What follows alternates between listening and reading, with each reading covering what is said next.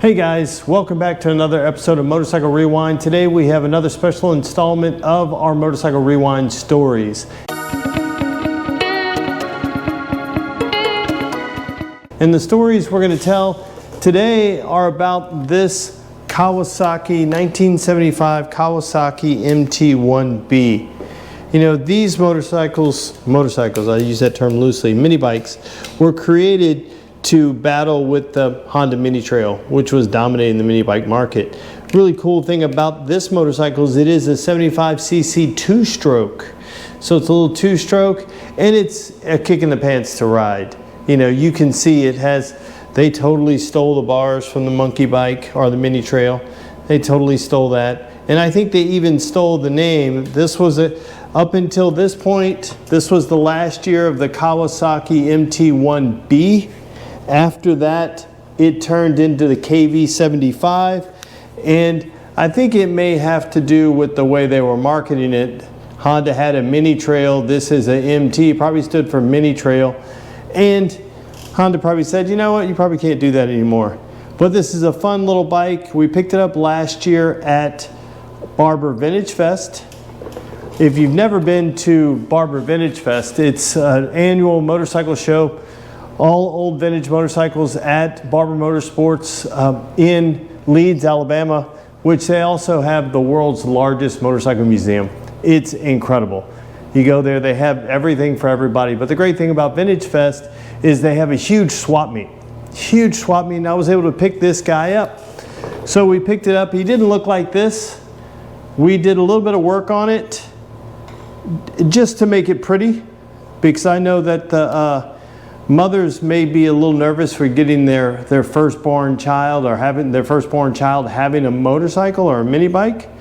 But if it's pretty and it looks cute, they'll want him to hang out with it. So I did what I could to make it pretty. I got it running, and then we did some little things like we painted the rims, repainted the tank, new seat cover, kind of touched up paint here and there, and just made it look a little pretty and made it reliable and run it. And that's put new tires on it. And that's as far as I'm going to take it until Jackson is old enough to be able to kind of get out here and tinker with it. The rule is he can't ride it till he can start it, and he's got to be able to kick start it. So it'll be a little while. We've ridden around on it, and him and I on this thing, but it's just a kick in the pants. He loves it.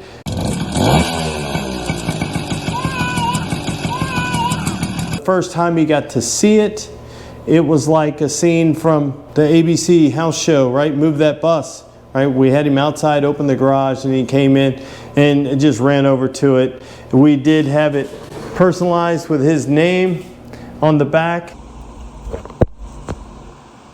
And it's been a lot of fun knowing that this is his, right? That this is his. We get on it, we putt around the yard.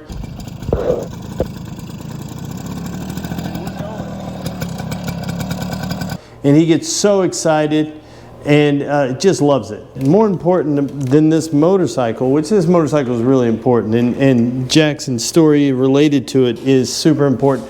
But the documentation that I got with it, I bought this at a swap meet. Guy got it from the original owner. It came with an original factory owner's manual. It was still in the envelope that they got when they bought. It had never been used. I mean, it's brand new. So to be able to find this sort of stuff with these old motorcycles is crazy, and especially when they came from the original owner. So that's that. Not only did it have that, let me open up. It also had the original envelope with all the information that came with it when they bought it brand new. So let me whip out some of this stuff. I'm trying to be sensitive so I don't show people's information. We have, this was American Motorcycle Association. This was to be able to join it from 1975. It's really cool. Just being able to see this. I love this stuff because I geek out over this because I love finding all this old stuff for the old motorcycles that we have. So now getting into the better stuff is it came with an original warranty card for this motorcycle, the plastic warranty card for it. Here's the, I'm trying to cover up their name. Here's the original warranty, extended warranty that they got with it right there. I mean, that is crazy when you think about it, right? Being able to see all of this stuff right here. That, again, the original paperwork for the warranty, the original bill of sale for this thing. The original bill of sale. We went and blocked out his name so you couldn't see it.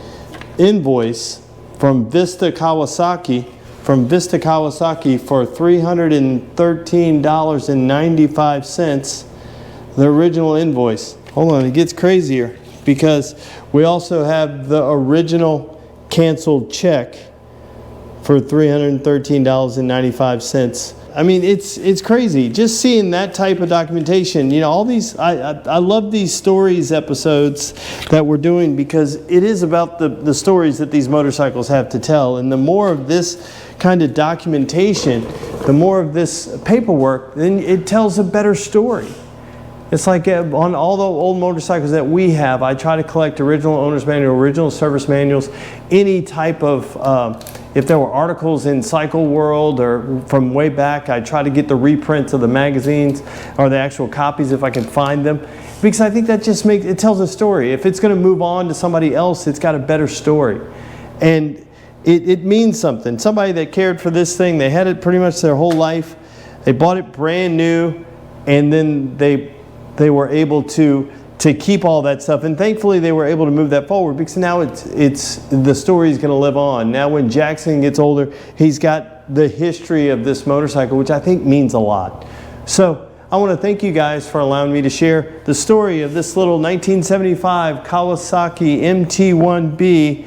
And if you have stories you'd like to share, just comment down below, and we'd love to share your motorcycle stories on here. And do me a favor, subscribe and follow us on Instagram at Motorcycle Rewind. Thanks again, guys, and have a great day.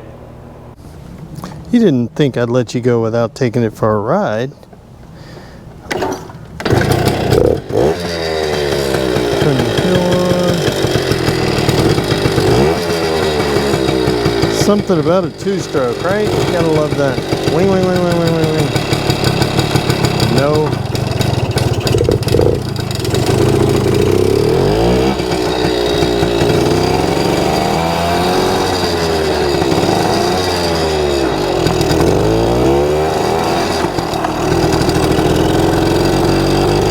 Gotta remember the shift pattern. I think it's all down.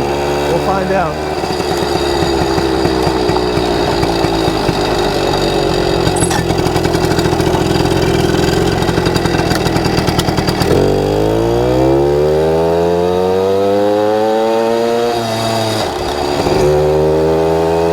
Gave these things to children. 1975, they were crazy people. They'd give you a tank of gas, slap you on the butt and say, I'll see you later. I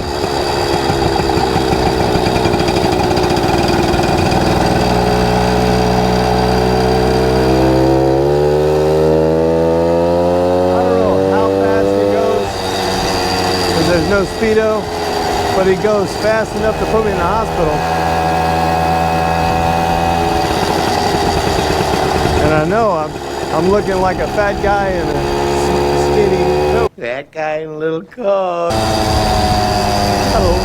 Gotta love that sound. I love the sound of a two-stroke.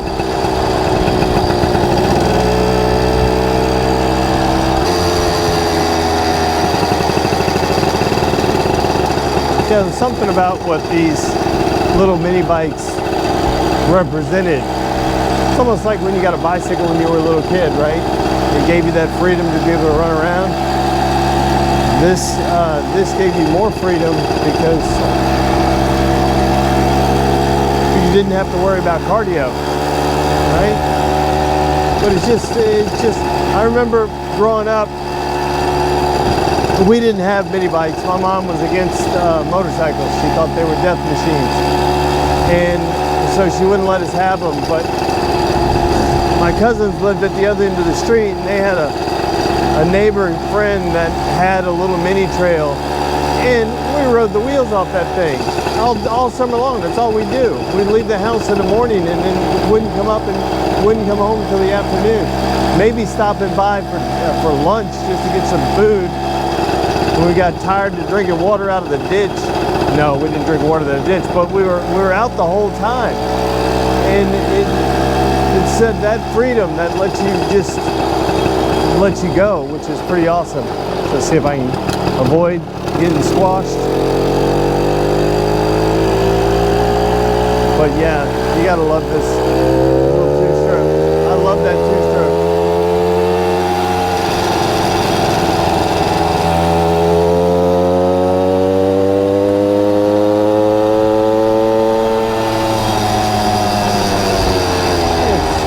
It's awesome, everything about it.